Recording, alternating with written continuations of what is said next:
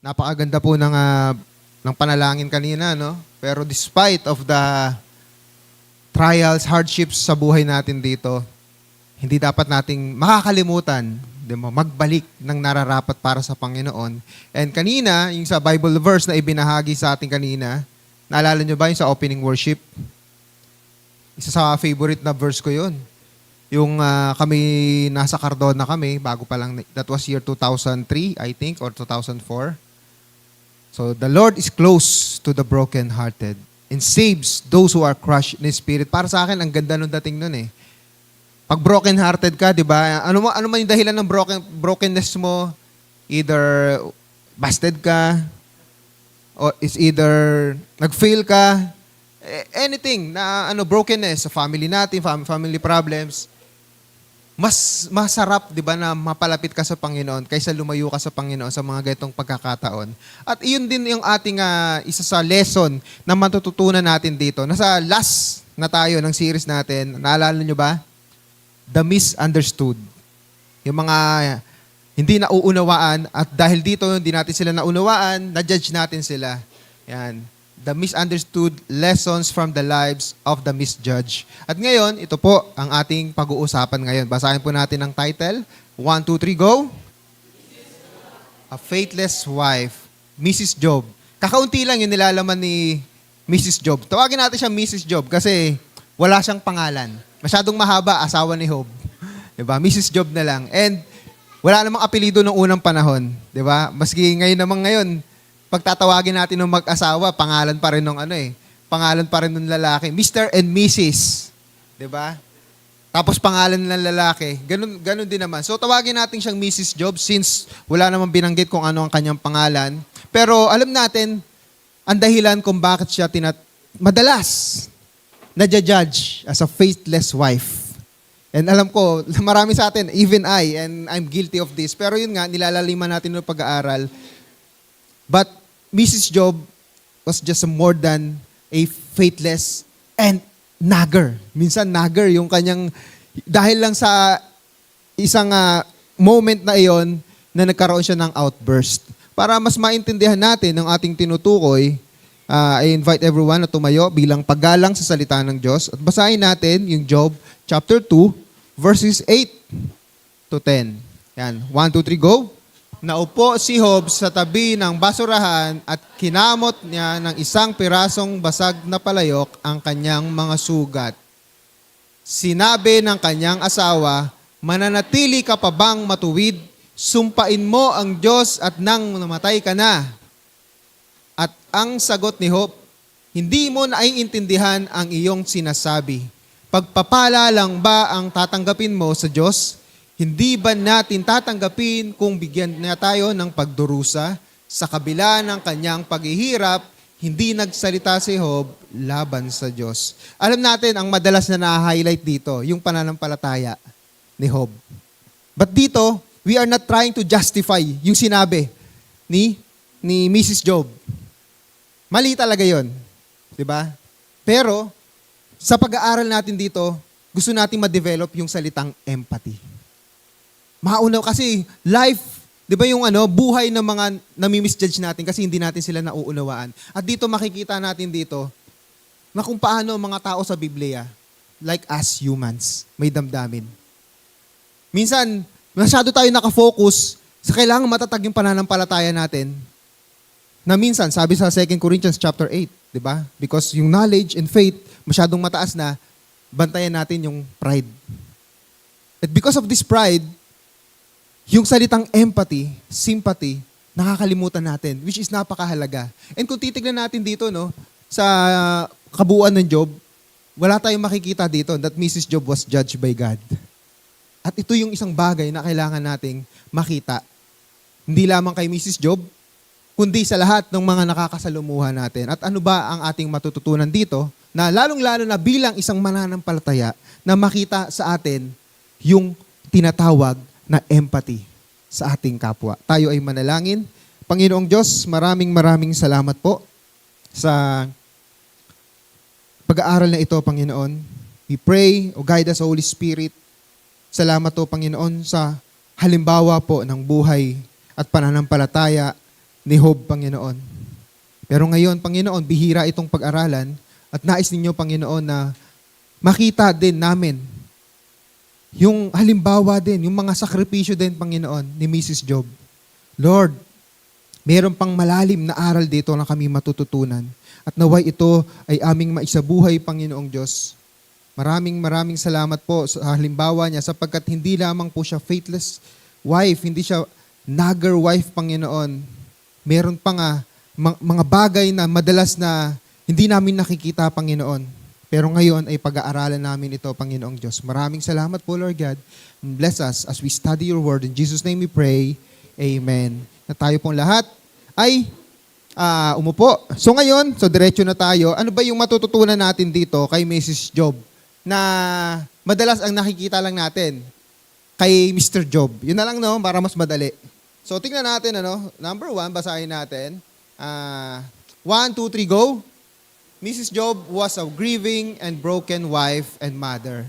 Isang bagay po na dapat maunawaan natin.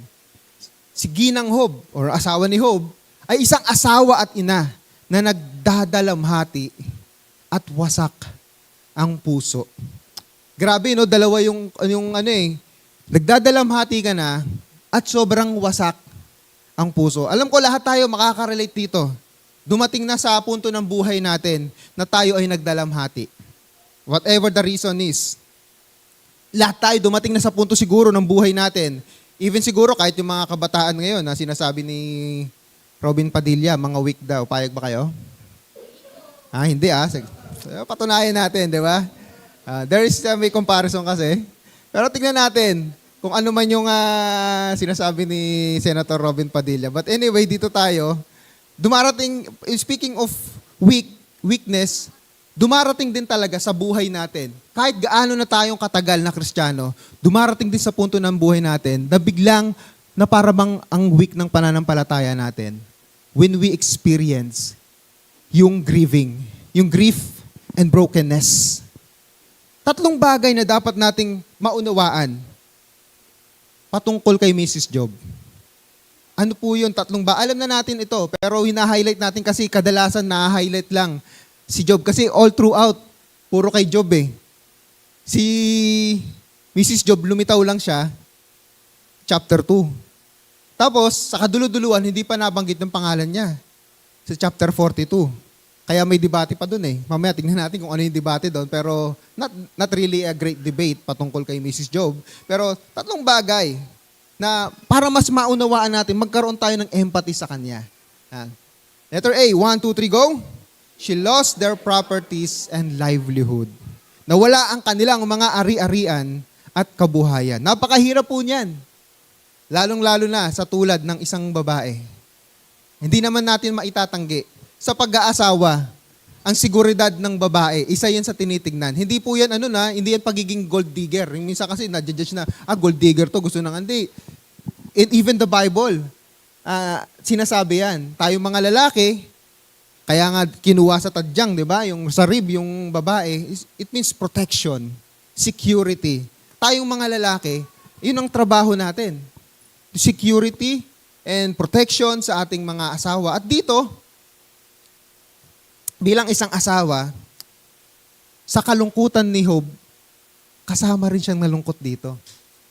Nawala ang kanilang properties and livelihood. Tingnan natin, sabi dito, sa chapter 1, verse 3, marami siyang ang tinutukoy po dito si Job. Pero alam naman natin, 'di ba, yung sa pag-aasawa, yung conjugal property. At wala naman siguro dito yung yung ano ba tawag doon? Premarital prenuptial agreement. Yung pag-aari ko 'Di ba, meron mga ganyan eh. Yan, mga showbiz kadalasan. Hindi ko na babanggitin yung mga pangalan ng artista. Bago sila magpakasal, magpirmahan muna tayo Yung pag-aari mo, pag-aari ko lang. Pag-aari mo. Pero yung pag-aari mo, pag-aari ko, mga ganun. So, dito walang prenuptial agreement. So, ang pag-aari nila, pag-aari ni Mr. Job, pag-aari rin ni Mrs. Job. At sabi dito, sila yung pinakamayaman sa buong silangan. Actually, debatable din kung saan dito kasi yung lugar nila, sa Edom ba or yung sa south ba ng Israel. Kasi malinaw, hindi ito sa Israel. Outside ng Israel ito. And yung exact time, debatable din. Mahirap po, no? Pero gayon pa man, makikita natin dito na mayaman sila. At kung ikaw ang isang mayaman, mawalan ka nga lang ng trabaho eh. Hirap na eh. Yung pa, mayaman ka. At hindi lang basta nawala ang kayamanan. Take note. At dito, makikita natin, mauunawaan natin, unti-unti nating mauunawaan, makikita, bakit nasabi ni Mrs. Job yung mga salitang yun. 3 bagay yun, pero ito muna, ito nga, nawalan sila ng properties at kabuhayan. Sabi dito sa verse 14, walang ano-ano'y dumating kay Job ang isa niyang tauhan. Sinabi nito, kasalukuyan po namin pinang-aararo ang mga baka at nanginginain naman ang mga asno. Livelihood, properties. Nang may dumating na mga sabeyo, kinuha po nila ang mga baka at asno at pinatay pa po ang kanilang mga kasama. Nakakalungkot. Just imagine, siguro yung mawalan ka ng property, medyo mapagbibigyan mo pa. Pero pinatay pa yung mga tauhan mo. Di ba doble yung dagok? At napakahirap niyan. At kung titingnan natin, hindi lang to isang beses nangyari. Not once, not twice, but thrice. Di binanggit kung ilan yung mga tauhan, malamang marami yan. Nag-aalaga ng baka eh. Nag-aalaga ng asno. Tapos, sabihin na lang natin, for the benefit, sabihin na natin meron siguro 10 tauhan. Bagamat feeling ko mas marami. 10 tauhan, edi siyam yun namatay. Isa natira.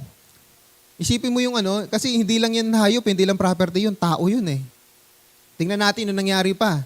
Hindi pa ito nakakatapos sa pagbabalita ng may dumating namang isa. Sinabi naman nito kay Job, tinamaan po ng kidlat ang mga tupa at mga pastol at namatay lahat. Ako lang po ang nakaligtas upang magbalita sa inyo. Grabe naman ito. Yung isa, gawa ng tao. Ito, act of nature. At pwede mo pang sabihin, pwede ka magalit eh. Kay Lord, di ba? Bakit mo hinayaan na kumidlat doon? Patay yung mga, sobrang lakas siguro nito. Naalala ko dati, nung nasa Pampanga kami, pag umuulan doon, natatakot ako eh. Kasi nga, sa Pampanga, laging malalakas yung kidlat doon eh. Dumadagundong eh. Pero ito, sobrang powerful siguro nito at namatay yung mga tupa. Just imagine, ang dami nun eh. Pati yung mga nag-aalaga. Siguro gumapang yung kuryente. Baka umuulan nung panahon na to, kaya siguro mas madaling namatay lahat at isa lang yung natira. Pero ito, yung pain. Isipin mo, kababalita pa lang, pinatay na mga sabeyo, yung mga tauhan nyo, kinuha yung mga ari-arian. Wala pang 1 minuto, may dumating agad. Hindi ka pa nakaka-recover. Nagigets yung yung senaryo. Kung ikaw yung nasa sitwasyon na yun, hindi ka pa nakaka-recover. May narinig ka ng bad news, sinabi sa'yo ng kasama mo, maya-maya may another bad news na naman. Isipin mo yung emotional toil na nararamdaman. Hindi ka pa prepared, tapos meron pang pangatlo. Ano nangyari sa pangatlo? Hindi pa ito halos tapos magsalita. Ito, wala pang 1 minuto. Nang may isa na namang dumating, sabi nito, sinalakay po kami ng 3 pangkat na mga Kaldeyo, yung mga taga-Babylonia. Kinuha nila ang lahat ng kamelyo at pinatay ang aking mga kasama. Ako lang po ang nakatakas upang magbalita sa inyo. Lumagay tayo sa lugar nila Job at ni Mrs. Job. Napakahirap nito, di ba? Kahit ikaw mayaman ka, ikaw yung pinakamayaman. Sabi natin dito sa church natin, ikaw pinakamayaman. And then everything. Okay, sa Pilipinas, ikaw ang pinakamayaman. Biglang mawala lahat ng ari-arian. Isipin mo yung lumagay tayo dun sa lugar. Napakasakit nito. Sasabihin pa nga natin eh, okay lang sana, ninakawan nyo na kami, pero pinatay nyo pa. Diba, dito sa sa Rodriguez Rizal yata, kung napanood nyo yung balita nakaraan, diba? So, ninakawan na lang, sinaksak pa ng ice pick. Di ba, yun yung kadalasan tanong, sana ninakawan mo na lang, pero ito, ilang tao to? Just imagine yung pag-aalala. Naalala ko before nung yung pinuputol yung puno natin dito. Ang hirap putulin eh, kasi may meron tayong may bubong pa dyan. Tapos yung isang nagpuputol, nabagsakan yung paa. Pak! Namula dito, yung hinlalaki sa paa. Nakita ko eh. Just imagine yung yung stress ko nung nangyari yun. Buhay pa yun. nasaktan. Kasi, naku, Lord, baka ma-hospital to, sana na wag naman po. Yung umaaray talaga siya, di ba, naranasin na ba yun? Mabagsakan yung paa nyo, yung pa yung kuko, tapos ang laki-laki ng puno. Sabi ko, Lord, sana mabuhay yung kuko nito. Ang hirap mamatayan ng kuko. Di ba? Pero sabi ko, okay na mamatayan ng kuko, wag lang yung tao. Pero yung stress, na-stress ako. Hindi ko pa kamag-anak yun. Di ba? Kasi concern ka. At dito, hindi lang ari-arian. Tauhan. Alam niyo po, no, itong dalawang ito, na nasa, ayaw gumana. Ito, mali pala. Ayan. Si Adolf Merkel, tsaka ito ito po ay taga-Germany. Terry Magondela, di ko alam kung ano yung bigkas nito kasi Italian. Noong panahon ng year 2008, 2009, ano po meron dyan? Yung mga makakaalala po niyan, worldwide parang nagkaroon ng economic depression. Naalala niyo yan? At mapalad po ang Pilipinas noon, nung pagdating ng 2010, si Pinoy yung naging presidente. Dalawang bansa lang yung nakaangat-angat noon. Yung China at din yung Philippines. Pero sa USA noon, panahon ni Barack Obama, nagsara yung Chicago Bank. Ang daming mga alam mo yung nangyari sa kanila, nalugi sila. Sa sobrang depression, nagpakamatay sila. Alam nyo, hindi lang dahil nawalan sila ng property, kundi feeling nila, lahat ng nag-invest sa kanila, sila may kasalanan. Kasi unang-una, di ba, ayun ang mahirap pagka may investment ka, tapos ikaw yung namumuno, madjudge ka na ikaw yung scammer. Nalugi ka rin naman. Maraming ganyan, di ba? Na, scammer yan. Hindi nila alam, pati ikaw nalugi ka rin. So ngayon, dahil sa sobrang stress nila, wala na sila mukhang maiharap, nahihiya sila sa mga tao na nag-invest sa kanila, nalugi yung milyon-milyon, bilyon-bilyon na invest sa kanila, kinuha nila yung buhay nila. Just imagine, yun pa lang yun. Concern ka kasi sa property mo. Concern ka sa mga tao. Kaya minsan, hindi natin sila i-judge it's because dahil lang sa kayamanan. Hindi, mayroon pang ibang doon, may iba pang malalim na reason. Siguro yung kayamanan, yung properties, mapagbibigyan mo pa. Pero pag may tao na involved dito na iba, na feeling mo, kasalanan mo, siguro ganun din tayo, di ba? Kung may tauhan tayo, kasalanan ko ba to? At malamang ganun ang nararamdaman ni Mrs. Job dito. At pangalawang bagay, lahat ito, matindi to. Ano kaya yung pangalawa? 1, 2, 3, go. Namatay ang lahat ng kanyang mga anak. Ito siguro wala nang sasakit dito. Tama? Take note. Ilan yung anak nila? Ilan yung anak nilang nawala? Mayroon siyang 7 anak na lalaki at 3 anak na babae. Lahat yon namatay. Isang araw. Sabay-sabay po yun, Yung 3 bad news na yun, pang-4 na bad news, ito. Hindi pa rin ito. Halos, tapos. Magsalita. Wala pa palang 1 minuto Wala pa nga 1 segundo Nagsasalita pa lang, may bad news na naman. Parang isipin nyo, totoo ba talaga ito? Parang ikaw na yata ang pinakamalas sa lahat ng malas. Kung may hari ng sablay ang Pilipinas, ito, reyna ng kamalasan Just imagine yung pain. Hindi pa rin ito halos tapos magsalita nang may dumating na namang isang at nagsabi, habang ang mga anak po ninyo ay nagkakainan at nag-iinuman sa bahay ng panganay nilang kapatid, hinampas po ng napakalakas na hangin ang bahay at bumagsak. Nabagsakan po sila at namatay lahat. Ako lang po ang natira buhay upang magbalita sa inyo. Just imagine yung napakasakit. Mamatayan ka lang ng isang miyembro ng pamilya, napakasakit na. Pero just imagine, lahat ito. Ngayon siguro na aiintindihan na natin yung outburst ni Mrs. Job. It was not an outburst of faithlessness. Sobrang nasaktan siya. At ito nung pinapanood ko nga itong 3 batang ito, siguro nakapanood na kayo nito. Hindi ko na lang inano yung video. Pangalan ng nanay nila, Janine. So, taga QC siya. Dahil nanay niya may sakit, natutulog pa yung kanyang 3 anak. Sinamahan niya yung nanay niya magpa-check up sa ospital. And then, habang either nasa ospital or pauwi na, nabalitaan niya, nasusunog yung lugar nila. And then, to make the story short, lahat ng 3 anak niya namatay. Napanood niyo ba yung balitang to? Narinig niyo ba kung paano siya umiyak? Maliit ang boses ng babae, pero nung umiiyak na siya, hindi mo maintindihan. Just imagine the pain. 3 anak to, 10, 7, and 5. Ito, si Mrs. Job, 10 anak. And bakit ganun? Minsan na-judge natin yung pinagkukumpara natin yung reaction ni Job versus yung reaction ni Mrs. Job. Tandaan po natin, magkaiba po yung lalaki at babae. Nung habang umiiyak si Janine, sino yung nagko-comfort sa kanya? Yung asawang lalaki. At dito, hindi natin masisisi. Ganun yung outburst. Hindi natin gina-justify, But we are just trying to develop yung empathy. Minsan, sa sobrang tingin natin na kailangan matatag tayo sa pananampalataya natin, nakakalimutan natin, kailangan natin muna silang damayan. Bago ka magsalita ng masasakit na salita, bago ka mangaral sa kanila, ito dapat ang gawin mo, damayan mo muna sila, tumabi ka muna sa kanila. Kadalasan kasi, matagal ka ng Kristiyano, kaya mo yan. Di ba? Leader ka na ng church. Huwag kang bibitaw. Minsan mas maganda manahimik ka na lang.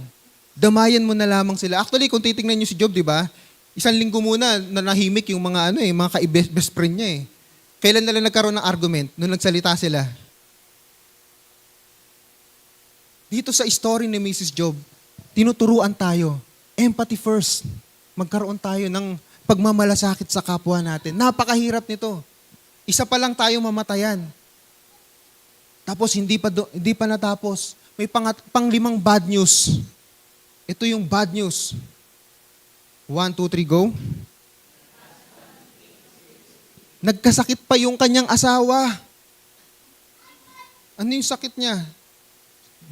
Job 2, 7 to 8. Kaya umalis. So, yung background po nito, si Satanas, humingi siya ng pahintulot kay God na magkaroon ng matinding pagsubok si Job. At punayagan naman ng Diyos. Actually, isang katanungan niya na hindi sinagot sa Book of Job. Hindi intensyon na sagutin ng Book of Job yung mga dahilan, leave it to God kung ano yung dahilan. Pero ito nga yung lesson dito sa story ni Job. May mga bagay na hindi tayo maintindihan. May mga tanong tayo sa Diyos, bakit pinayagan niya ito? Minsan walang kasagutan, sa totoo lang. Ang sagot lang dito, humingi lang ng pahintulot si Satanas. Pero walang kasagutan, bakit pumayag ang Diyos? Ang lesson sa atin dito, magtiwala ka sa Diyos. Ano man yung maging sitwasyon mo.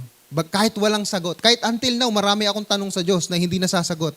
But that's not enough para tayo ay tumalikod sa Diyos, para manatili tayong doubtful sa Panginoon. At dito, pinayagan ng Diyos si Satanas. Sige, kantiin mo. Huwag mo lang papatayin. Kaya dito, tinadtad ng nagnanaknak na sugat ang buo nitong katawan mula sa ulo hanggang talampakan. Naranasan nyo na ba magkaroon ng, anong tawag yun sa kilikili? Pigsa. 1 piraso pa lang, hirap na hirap ka ng isarado yung kilikili mo. 1 piraso pa lang, pag tinamaan ka sa puwet, hirap na hirap ka ng umupo. Ito buong katawan. Ako po, every month, lagi ako nagkakaroon ng singaw Napakahirap. Minsan natataon pa na na nagkasalita, o kaya magpapakanta. Hindi ko alam bakit Masugatan lang ako, magkakaroon na ako ng Napakahirap. Ito pa, labas ng katawan. Wala pang penicillin, amoxicillin nung unang panahon. Just imagine yung pain. 1 pirasong pigsa pa lang, hirap na hirap ka na. Siguro wala pang bote nung panahon na to, pukpukin natin to, pahinugin natin. Di ba?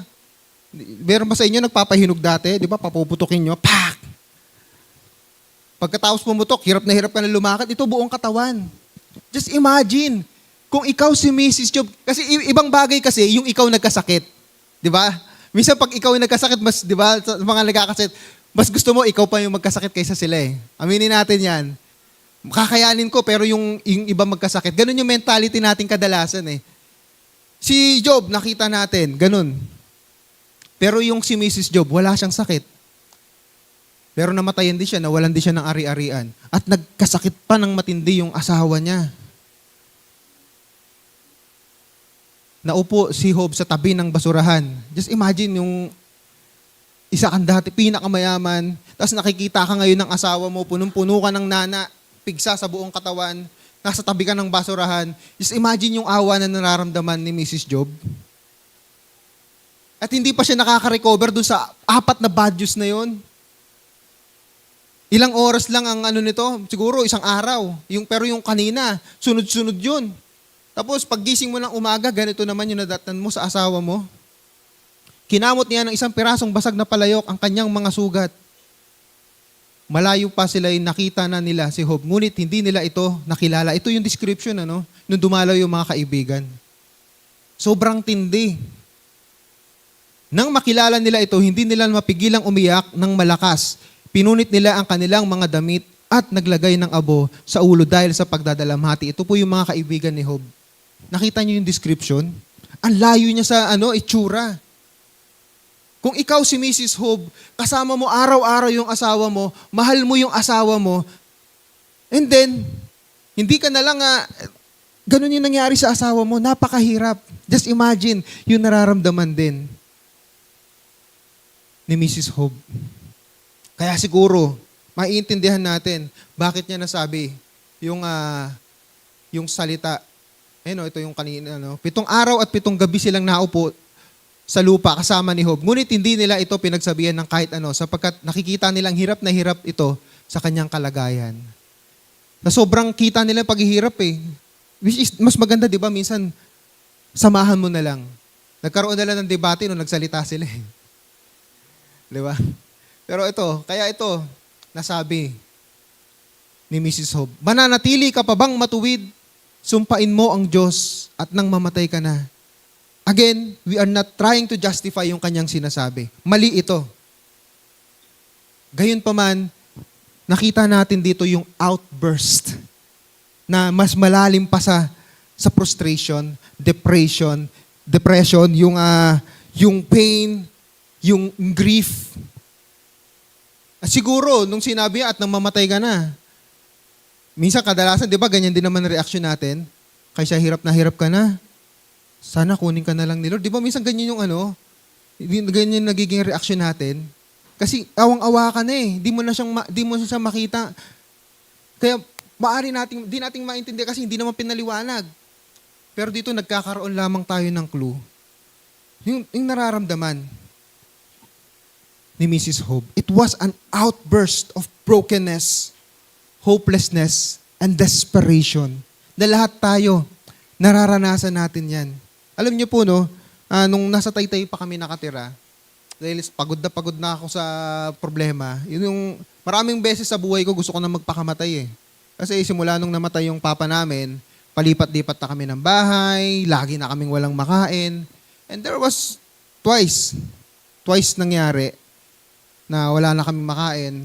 Uwi ko lang ng Petro, nagtatrabaho sa Petro nun. Sa Taytay kami, sa likod kami ng Monte Vista, nagtumatalong kami doon, nilalagyan pa nila ng evac yun Kasi di ko pa alam na bawal pala umano doon. Kasi squatter kami. Kasi kung dadaan kami ng Tikling sa may Hapay na Mangga yung daan, ang layo, di ba Hapay na Mangga? Shortcut ka na lang sa Monte Vista. Hindi ko pa alam, meron palang daan din doon sa likod ng Golden City. So nevertheless, yun nga yung story. And 2 beses ko po nabanggit. Magkaibang araw ito. Sabi ko kay Lord, wala kang kwentang Diyos. Yun ang binanggit ko. I'm not saying na tama yun. Pero mas naiintindihan ko na bakit nasabi ni Mrs. Job kasi dumating ako sa punto na yon. And sometimes, ito yung mali natin. Yung masamang nasabi, dumidikit na sa atin. Hindi natin nakikita yung after that, ano ba yung ginawa ni Mrs. Job? Hindi si Mrs. Job, hindi siya nanatiling faithless, hindi siya nanatiling anager. At ito yung titignan natin. 2 beses ko nasabi yun. Pero humingi ako ng sorry kay Lord. Alam kong mali yun. At hindi nyo dapat ako tularan. Noon pa yun, year 2004 pa yun. Anong year na ngayon? 2026. Pero ang punto rito, dumarating din sa punto ng buhay natin. Na lalong-lalo, bago pa ako sa pananampalataya, year 2002 ako na born again, tayo sa ganong pain, ganong outburst. Pero syempre, we know God. At tayo may benefit tayo ng Biblia Si Mrs. Job, wala siyang benefit ng Biblia. Wala silang Biblia nung panahon na ito. Na magsasabi, mahal ka ng Diyos. Pero kilala nila si Yahweh, kilala ni Job Pero again, 2 bagay po na magandang maunawaan po natin kay Mrs. Job. na madalas po natin, hindi natin nakikita. Ano po ito? Basahin natin. 1, 2, 3, go. Mr. and Mrs. Job remained together till the end. Nanatiling magkasama si Job at ang kanyang asawa hanggang sa huli. Ito naman yung magandang bagay dito, di ba? It was just an outburst. Pero nung napakawalan niyo na yung emosyon, iniwan ba ni Mrs. Job si Job? Wala tayong makikitang ganon na iniwan. Bagamat hindi po nabanggit yung pangalan ni Mrs. Job sa yung asawa ni Job sa chapter 42, pero kabilang ako sa naniniwala na nanatili si Mrs. Job hanggang sa dulo.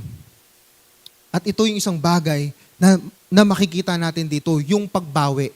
May mga pagkakataon sa pananampalataya natin, may mga nasasabi tayo, may mga nagagawa tayong hindi dapat, may mga bibitawan tayong salita na hindi dapat natin sinasabi, pero ang mahalaga, ngayon, at yung gagawin mo sa mga susunod na araw. At ito yung titignan natin kay Mrs. Job.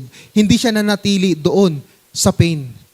Nanatili siya, sinamahan niya si Job hanggang dulo. Kaya, ano yung matutunan? Sabi dito sa Job chapter 42, ang kabuhayan ni Job ay ibinalik ni Yahweh sa dati nang ipinalangin nito ang tatlong kaibigan at dinoble pa ni Yahweh ang kayamanan ni Job. So, mahabang story nito. Alam natin, panay debate yung nangyayari sa kanila dyan mula chapter 3 hanggang chapter 40 ng mga salita. Pero, yung punto natin dito, bumalik yung mga pag-aari ni Job. Tapos, lahat ng kapatid nito, ang mga kamag-anak at kakilala ay dumalaw sa kanya at nagsalo-salo sila. Bawat isa ay nakiramay sa nangyari sa kanya at nagbigay ng salapi at singsing na ginto. At ang mga huling araw ni Job ay higit na pinagpala ni Yahweh. Binigyan niya ito ng 14,000 tupa, 6,000 kamelyo, 2,000 baka at 1,000 inahing asno. Again, wala ho tayong makikitang ano rito, no? Mrs. Job. Pero tingnan natin, nagkaroon pa si Job ng 7 anak na lalaki at 3 anak na babae. So tingnan natin ng mga clue. At dalawang bagay po, no, na dapat nating malaman at ligyan natin ng aplikasyon. Letter A, 1, 2, 3, go. Together, they endured pain and suffering. Magkasama nilang tiniis ang sakit at pagdurusa. Wala ho tayong mababasa na iniwan po ni Mrs. Job ang kanyang asawa. Something na we often overlook. Kasi nag-focus tayo doon sa, talaga napakatindi talaga ng pananampalataya eh. 'Di ba? Pero nanatili, sino kaya nag-alaga kay Job? Wala nang iba. Malamang asawa niya. Siguro, nung pinupunasan yung mga nana sa katawan niya, yung mga pigsa sa katawan, siguro umiiyak-iyak pa yan si Mrs. Job. Hindi siya kinuwento. But it's safe to assume na silang dalawa na lang yung magkasama dito. They endured pain and suffering together. At dito matututunan natin yung napakahalaga na meron tayong kasama sa buhay. Not necessarily na kailangan mo mag-asawa para masasabi mo na meron kang kasama. Ito yung matututunan natin dito eh. Tingnan natin muna, no? Sabi sa mga ngaral, ang dalawa ay mabuti kaysa isa, mas marami ang bunga ng anumang gagawin nila. Sa verse 10, lahat, hindi pala na ano dito yung yung verse 10 ng mga ngaral. Babasahin ko na lang. Kapag nabuwal ang isa, maitatayo siya ng kanyang kasama. Kawawa ang nag-iisa sapagkat walang tutulong sa kanya kapag siya ay nabuwal. Napakahalaga po na meron tayong kasama. Pamilya natin, mga kaibigan natin, at syempre, ang church mismo. Naalala nyo, di ba, may mga kasama tayo na na-hospital sila. Anong gagawin nila? Wala kaming budget. Can you send us GCash? Yun yun, chat ng desperation yun eh. 'Di ba? At marami sa atin nagbibigay, 'di ba? Sabihin na natin kahit 50 pesos 'yan, pagsamasamahin yung 50 pesos natin. Pero merong mga nagbibigay 1,000, mahigit pa sa 1,000. Yung sa isang patotoo, nakakolekta siya ng 10,000 pesos kasi 3 linggo na yata, 1 buwan na ata siya sa ospital sa Pasig. Pero naoperahan siya dahil doon. Kaya kailangan po meron tayong kasama. Kasi pag dumaan ka sa pagsubok, asan yung kasama dito? Ito. Yung sa Job 42, meron ba sa Job 42? Ayan to. Lahat ng kapatid nito, mga kamag-anak at kakilala ay dumalaw sa kanya at nagsalo-salo sila. Bawat isa'y nakiramay sa nangyari sa kanya at nagbigay ng salapi at singsing na ginto. Just imagine, lahat ng ari-arian ni Job ay nawala. Ang natitira na lamang niya ay ang kanyang asawa. Yung asawa niya wala na ring maitutulong financially. Kasi ang pag-aari ni Job, pag-aari din ni Mrs. Job. So ngayon may dumating na mga kamag-anak. Kaya napakasarap po, no, na tayo ay, habang tayo nabubuhay, at habang tayo ay, kung tayo ay umuunlad, huwag tayong makakalimot. Ako naniniwala ako, napakabuting tao ni Job. Makikita mo dito eh. Siguro kung ikaw isang kamag-anak na mata pobre, bahala ka sa buhay mo dyan. Di ba? Usually ganyan. Pero dito makikita natin yung character ni Job. And even siguro, ang character din ni Mrs. Job. Baka yung mag-asawang ito, which is I believe, napakabuti nila. Kaya na lamang itong mga kaibigan, mga kamag-anak ay nakiramay. Sige, magbibigay kami ng aming mga salapi, magbibigay kami ng aming singsing. At mula doon, nakarecover. Ginamit ng Diyos yung mga nagmamahal kina Job, kay Mrs. Job, para sila ay makarecover. Di ba, binalik yung mga kayamanan nila? Isang lesson din ito sa atin, ano? Na makitungo tayo ng maayos sa ating kapwa. Dahil sa oras ng pagsubok, tayo rin ang magtutulungan. Huwag nating kami nang gusto yung mga kayamanan at dito si Job, yung kayamanan niya talagang sinishare niya. Kaya siya pinagpapala din. Kaya nung siya ay nawalan, yung mga tumatanaw ng utang na loob sa kanya, kusa sila, hindi naman naninermon eh. Uy, tinulungan ko kayo nun, ikaw naman, tulungan nyo naman ako. Wala tayong makababasang ganyan. Kusa silang loob na pumunta, nakiramay kay Job at nagbigay ng kanilang mga pangangailangan. At mula doon, kasi ang tanong natin paano bumalik yung kayamanan ni Job? Ito na. Dahil na rin sa kabutihan ng puso ni Job. Yung mga nagmamalasakit. Diba? Kaya nga, bilang application, 1, 2, 3, go. Let us stick together, especially during times of hardship. Manatili tayong magkasama, lalo na sa oras ng paghihirap. Napakahirap po na pag tayo ay nasusubok, tayo ay mag-iisa. Malungkot po, mas mahirap. Mas mahirap po na yung sasarilinin mo yung pagsubok mo. Di ba malungkot yung napanood nating balita na tumalon sa LRT. Di natin alam yung story. Mahirap mag-comment about that kasi hindi natin kilala yung taong concern. At marami pang mga tanong. Ang question, tumalon ba or tinulak? Di natin alam, but nevertheless, totoo yung when you are depressed, when you are anxious, napakahirap pong mag-isip ng tama. Napakahirap ng magdesisyon. And common response ng tao, gusto niya mapag-isa. Kaya pag tayo po ay nasusubok, wag ho tayong magkukulong sa kwarto. It is not advisable. Pumunta ka sa mga kaibigan mo. Pero wag kayong magwawalwal, Baka naman mag-iinom ka kayo, baka doon ka pa mapatrobol eh. Diba? Kayo, mag-Bible study, yan. Enjoy lang. Minsan, diba, ito yung common judgment, ewan ko ba yung mga tao. Pag namatayan yung isang tao, tapos nakita mong nag-abroad, parang hindi namatayan to, nag-i-enjoy pa. Ulang-una, yun ang nila coping mechanism nila, diba, para makarecover. Ewan ko ba yung problema ng mga tao na hindi natin afford mag-Japan, pag namatayan tayo, wawalan tayo. Di ba? Pero di ba hindi mo dapat ikukulong yung na malungkot ka na nga ilulugmok mo palalo yung sarili mo sa kalungkutan. Humanap ka ng mga kasama, kapamilya mo. Kasi di ba nung namatayan sila Jano Gibbs, yun nung nabasa kong yung ang daming mga bad comments, nag-Japan kasi sila namatay yung kanilang tatay. Hindi lang basta namatay yun, di ba? Suicide yun Namatayan ka na nga, ilulugmok mo pa yung sarili mo. Recover tayo. At gano'n naman talaga. Di ba? Si Haring David, nung namatayan siya ng anak, di ba? Tumayo agad siya Recover agad. Ginawa niya agad yung busy. Yun kasi dapat yung response. Imbis na ilugmok mo yung sarili mo sa kalungkutan. Sumama ka sa mga tao na alam mo makakatulong sa'yo during your times of hardship. Lalong-lalo na sa atin bilang family of believers. We need each other para mag-comfort. At tayo naman na nakikisimpatya, huwag na tayong manumbat. May tamang panahon. Minsan hindi ho nakakatulong yan. Kaya minsan siguro, yung mga nakaka-experience ng anxiousness, anxiety, pinipili na lang mag-isa kasi, ay, sisermonan ako nito. May mga tamang timing. Di ba? Kahit naman sa mga counseling eh. Hindi mo agad bibitawan yung mga salita. May yugto-yugto yan. So, yun yung mahalagang bagay na kailangan po natin ang isa't isa. At stick tayo, magtulungan tayo. Kasi tayo din ang nagkakaunawaan. Napakasarap po, no, na at dito nakita natin, si Job, hindi lang pamilya, yung kanyang kasama, pati yung mga kaibigan. Dahil naging mabuti siyang tao. At naniniwala ako, again, yung sinabi natin kanina, bagamat hindi ho binanggit, naniniwala ako, si Mrs. Job ay kasama rin dito. Sa katunayan, ito yung patunay sa number 2. 1, 2, 3, go.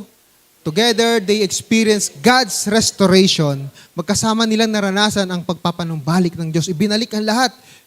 At sabi, hindi lang basta binalik, dinoble pa. Ang kabuhayan ni Job ay ibinalik ni Yahweh sa dati nang ipinalangin nito ang 3 kaibigan, dinoble pa ni Yahweh ang kayamanan ni Job. Tapos ito yung 12 and 13. Ang mga huling araw ni Job ay higit na pinagpala ni Yahweh. Binigyan niya ito ng 14,000 tupa, 6,000 kamelyo, 2,000 baka at 1,000 inahing asno. And lastly, nagkaroon pa si Job ng 7 anak na lalaki at 3 anak na babae. Grabe ang tibay ng nanay, ano? Bumalik yung 10 anak. Himala yun. Diba? Just take note, nung unang panahon po, hindi tayo nagbibiro. Mga classmate ko, nung grade 6 ako, 16 silang magkakapatid. Nung unang panahon, di ba, mga 11, 16, 20, ganyan yung mga anak, wala pang family planning nun eh. Di ba, yung mga kapahuna, tanungin yung mga lolo't lola nyo, di ba ngayon, teenage pregnancy, di ba yung mga issue ngayon? Nung year 1910 pa yon, yung mga ninuno namin, nag-asawa, 14 years old. Tapos nakapag-anak yata ng mga 16. Ito, 20. Nawala nga lang yung kalahati. Pero ang tanong, sino yung nanay? Diba? Bagamat hindi binanggit. Ito yung kadalasan na namimiss natin. Together, they experience suffering, hardship, but together, they experience the blessings and restoration of God. Ano yung matututunan natin dito? 1, 2, 3, go. Let us trust and patiently wait for God's restoration for us. Magtiwala tayo at matyagang maghintay sa pagpapanumbalik at pagbuo ng Diyos sa atin. Mahirap po. Hindi natin ini-invalidate pag tayo ay nakakaranas ng pagsubok. Pero wala tayong ibang pwedeng gawin kundi magtiwala at maghintay sa pagpapala ng Diyos. Mahirap, masakit. Marami tayong maaring maging tanong pag nakaranas tayo ng sakit, ng brokenness, ng grief. Pero wala tayong ibang choice kundi magtiwala at maghintay sa tulong ng Diyos. Kapag pinili nating magtampo sa Diyos, pinili nating lumayo sa Diyos, mas lalo nating inilalagak yung sarili natin sa kamalasan, quote and quote. Mas lalo nating dinadala ang sarili natin sa lalim ng putik. Sa pagkakataong ito na lugmok ka, this is the best time na lumapit sa Diyos. The Lord is close to the brokenhearted and saves those who are crushed in spirit. Kaya kami nung nakatira sa Cardona noon, gabi, madalas akong tumatambay sa mga kawayan. Nakakatakot yun. Pupunta ako dun. Anong gagawin ko doon? Magpipray lang ako. I think that was year 2003. Kasi galing kami ng Bicol, tapos napunta kami ng Cardona. Marami kami napuntahan eh. Dahil nga, lahat yung nangyari nung namatay yung papa namin. Walang makain. Pero wala akong choice. Alam ko, the best thing that I could do nung panahon na yon, magtiwala sa Diyos. Kahit wala na kaming makain. Manalangin sa Diyos. Kahit alam ko, kahit feeling ko na hindi siya nakikinig sa aking panalangin. Marami akong tanong. What's the best thing that we can do? Trust God. Mag-pray ka pa rin. Darating ang panahon. Ang pangako niya, He will restore you. He will help you. At marami sa atin, lalong-lalo na yung mga matatanda na sa atin dito, na nadaanan, kasi yung mga kabataan, yung pagsubok nyo, napaka-minor pa lang yan. Pag tumanda na kayo, mas marami na kayong mai-experience. Marami sa mga nanay dito, sa mga tatay dito, na kung babalikan nyo yung mga pagsubok na naranasan nyo nung unang panahon, mapapatanong kayo, paano ko nalagpasan ito? Ang sagot, kasi hindi kayo bumitaw sa Diyos. At hindi rin naman kayo binitawan ng Diyos. Kaya sa panahon na kung mangyayari ito, kasi ang mga pagsubok talaga hindi ko talaga maiiwasan yan. Nandito tayo sa mundo na imperfect. Nandito tayo sa mundo na punong-puno ng kasalanan.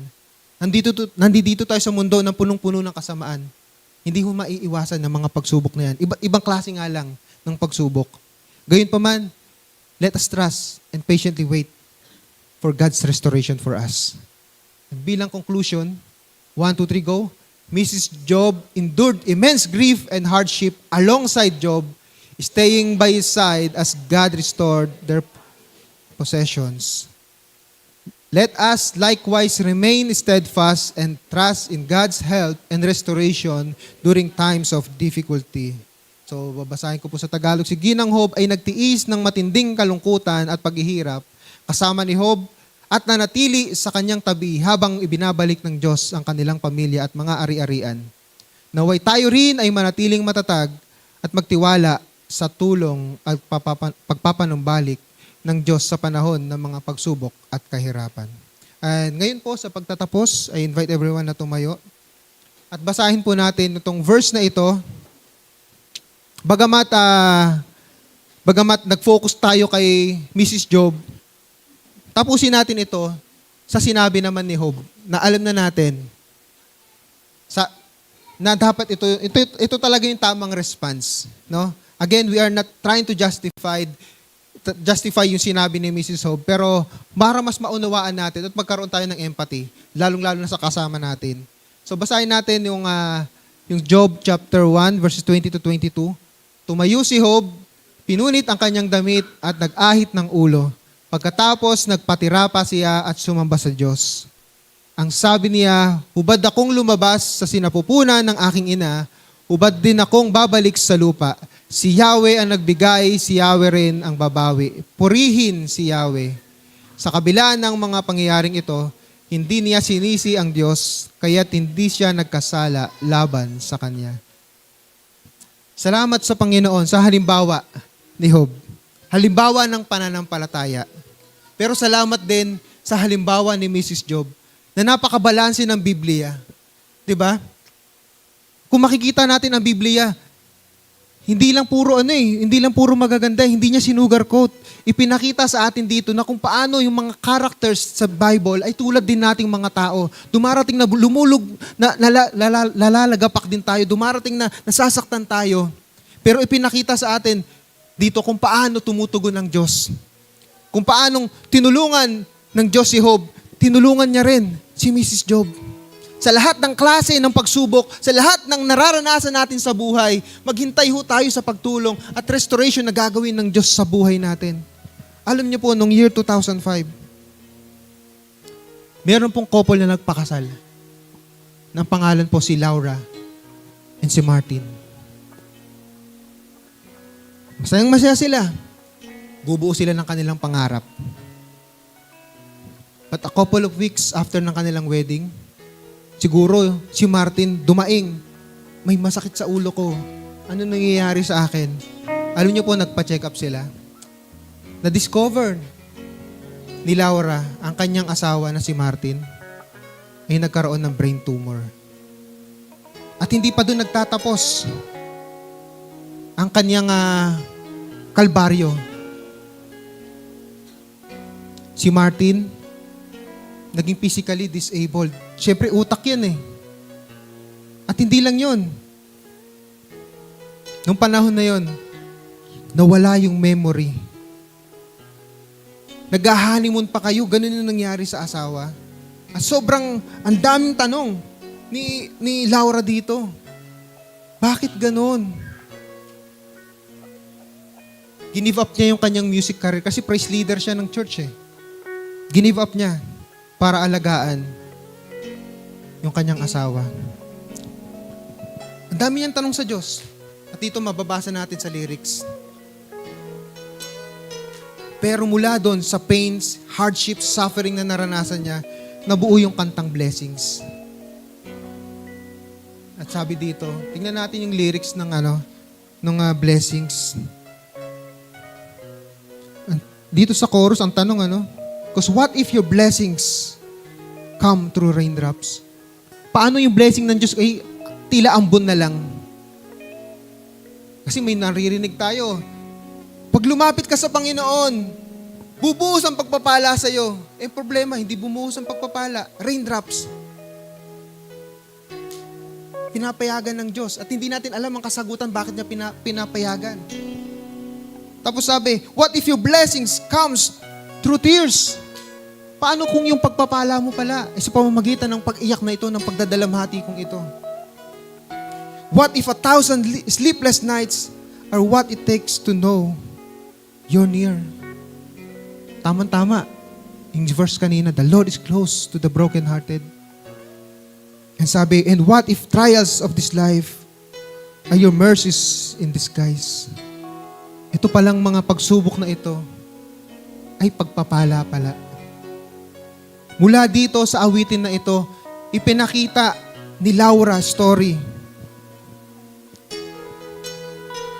You can still trust God, that you can still praise God, kahit marami kang tanong sa Kanya, kahit marami kang hindi nauunawaan, bakit pinapayagan ng Diyos na pwede ka pa rin palang magpuri kahit nasasaktan ka. Alam niyo, sa sobrang heartfelt ng kantang ito, year 2011, nanalo ito sa Grammy Awards. That even secular people, those people na hindi naman talaga kumikilala sa Diyos, kinilala nila yung kantang ito. Kasi ang pagsubok, ang pain, yung suffering, wala namang pinipili yan. At higit sa lahat, ang pagtulong at ang restoration na gagawin ng Diyos, wala siyang pinipili. Kahit sino ay kanyang tutulungan. That is the grace of God. That is the love of God. Kaya ngayon, awitin natin sa pangunguna ng ating mga praise leaders ng blessings.